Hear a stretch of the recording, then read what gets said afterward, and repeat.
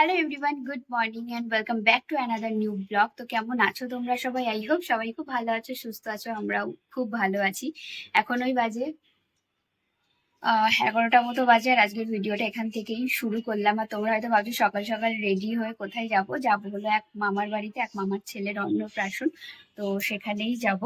আর যাব হলো আমি, ভাই, কাকু আর কাকিমা, আমরা চারজনে যাব। আর তারপর ওখান থেকে যাব হলো আমার দিদির বাড়িতে, মানে আমার পিসির বিয়ের বাড়িতে। তো চলো আজকের এই ভিডিওটা তোমরা দেখতে থাকো। আই হোপ আজকের এই ভিডিওটা দেখতে তোমাদের খুব ভালো লাগবে। সো ভিডিওটা দেখতে থাকো, এনজয় করতে থাকো। তো বেরিয়ে পড়েছি, আর এখন যাচ্ছি হলো আমি আর ভাই। কাকু আর কাকিমা অলরেডি আগেই বেরিয়ে গেছে, আমাদের বেরোতে পড়তে একটুখানি লেট হয়ে গেল।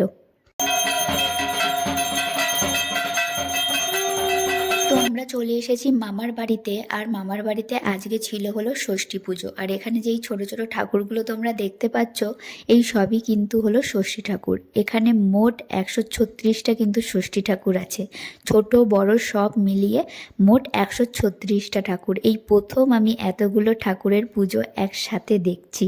তো তোমরাও কারা কারা এরকম একসাথে এতগুলো ঠাকুরের পুজো দেখছো, অবশ্যই কিন্তু কমেন্টসে জানাতে একদমই ভুলো না। ম্যামেদের নাম বলো। বললাম তো। আরেকবার বলো। চন্দ্র ম্যাম, এবি ম্যাম, বাংলা ম্যাম। আর ওর টাইটেলটা কি, এই বাংলা নাকি? আর হেডমাস্টারের নাম কি? Sir Kalidas sir, Akash sir. আচ্ছা, ওইগুলোই জানো, ওইটা তুমি অনেক জেনে গেছো। তারপর আমরা চলে এসেছিলাম লাঞ্চ করতে। আর যে লাঞ্চটা আমরা আজকে করব, এরকম লাঞ্চ আমরা অনেক দিন পর খেয়েছি। আর সত্যি কথা বলতে গেলে খুব ভালো লাগছিল এরকম একটা লাঞ্চ করে। আর কেন এরকম বলছি তোমরা জানতেই পারবে লাঞ্চগুলো দেখলে। তো প্রথমেই ছিল হলো ঘি, তারপরে ছিল লাল শাক ভাজা, মাছের মাথা দিয়ে ডাল, আলু পোস্ত, আর ছিল হলো পটল চিংড়ি, তারপরে এলো মাছের কালিয়া, তারপরে ছিল মাংস, চাটনি, পাঁপড়। তো এখন খাওয়া দাওয়া করে একটুখানি শুয়ে আছি আমি, আর ওদিকে ভাই আর কাকু কাকিমা এখন উপরে খাচ্ছে। তো কাকু কাকিমার খাওয়া হয়ে গেলে তারপরে এখান থেকে আমরা যাব হলো দিদির বাড়িতে। আর শুয়ে আছি যেহেতু প্রচণ্ড প্রচণ্ড ঘুম পাচ্ছে, এখন ঘুমালে হবে না, তো ঘুমালে আর উঠতে পারবো না। তো এখন কাকু কাকিমার জন্য ওয়েট করছি, কাকু কাকিমার খাওয়া হয়ে গেলে তারপরে এখান থেকে বেরিয়ে যাব। কাকু কাকিমা লাঞ্চ করে আসার পর আমরা একটুখানি রেস্ট নিয়েছিলাম, কারণ খেয়ে দিয়ে আসার পর তারপরে কিন্তু বেরোনো যায় না, খুবই কষ্ট হয়। আর এখানে দেখো আমি আর ভাই ছিলাম, সামনে ছিল কাকু কাকিমা, আর এখন আমরা যাচ্ছি হলো দিদির বাড়ির দিকে। মামার ওই বাড়ি থেকে দিদির বাড়িতে আসতে বেশিক্ষণ আমাদের লাগে না। এখানে কিন্তু আমরা দিদির বাড়িতে পৌঁছে গেছি। আর এই যে বাচ্চাটাকে তোমরা দেখতে পাচ্ছ, এটা কিন্তু হলো আমার ভাগ্নে, মানে আমার পিসির মেয়ের ছেলে। তো আমরা কিন্তু পৌঁছে গেছি দিদির বাড়িতে।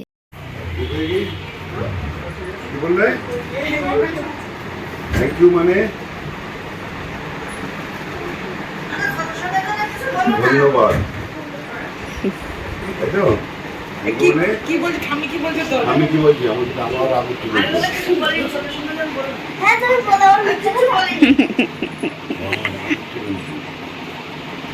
আমার জন্য জল দেওয়ার নাম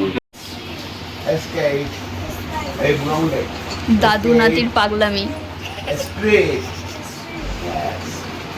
না তো দিদি যে তুই বললো, তুই কিছু বলেছিলি, ওই যে দুধ মারা বিষ খাওয়া, মাথায় গরম জল ঢেলে দেওয়া।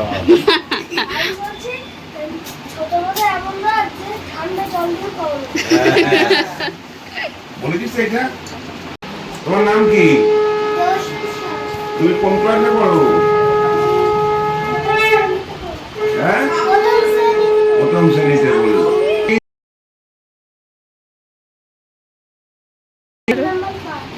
পাঁচ।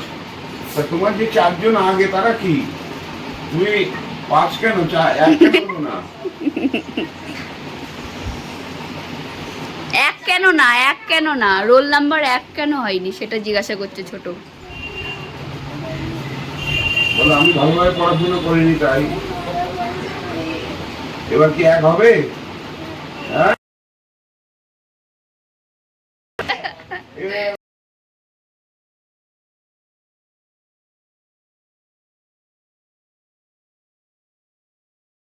প্রথম বিনিময়ের মাধ্যমে কি ছিল? প্রথম বিনিময়ের মাধ্যম ছিল গরু। আচ্ছা, কাদের ধন সম্পত্তি জায়গা জমি বেড়ে উঠতো? মুসলিম নেতাদের ধনসম্পত্তির জায়গা জমি বেড়ে উঠত। দাসদের উপর অত্যাচার করা হতো কেন? দাসীরা কাজ করতে না পেরে তাদের আচ্ছা, তো এখানে আমার কাকু কিন্তু বসে পড়েছে মিষ্টি ডিস্ট্রিবিউট করতে। আর এখানে দেখো সবাই ছিল, কাকিমা, তারপরে আর একটা দিদি, তারপরে আমার দিদি ভাই, মানে এখানে সবাই মোটামুটি ছিল। এখন সবার জন্য এখানে কাকু মিষ্টি সাজাচ্ছে। এই ছাগলের মতন এদিক ওদিকে ছবি বানাবি না, ঠিক আছে? পিসিটা দিয়ে আয়, যেটা ছোট কেটে দেয়। কোনটা ছোট?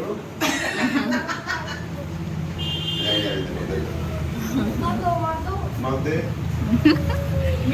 না নে না দিচ্ছেন মারে দে। আচ্ছা, ওই দাদা কই? এবার ভাগ্নে মামুরে দিয়াই ঘরে মামা। এই, আচ্ছা,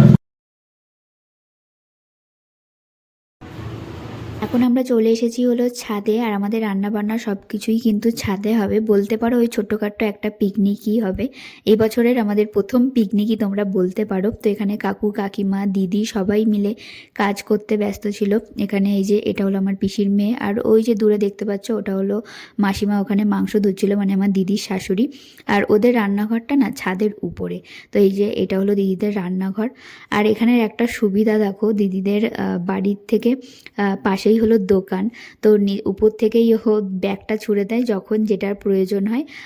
তো দোকানদার এসেই কিন্তু এই ব্যাগের মধ্যে দিয়ে দেয়, আর তারপরে ওরা কিন্তু নিয়ে নেয়। তো মানে পাশাপাশি দোকান হলে এই একটা কিন্তু ভালো সুবিধা। তো এখানে দরকার ছিল গোটা গরম মশলা, তো সেটা কিন্তু নিয়ে আসা হলো। আর যেহেতু একটু অসময়ে খাওয়া পড়ে গেছে, তো একটু অস্বস্তিই হচ্ছিল, যার জন্য একটু কোল্ড ড্রিঙ্কস খাচ্ছি।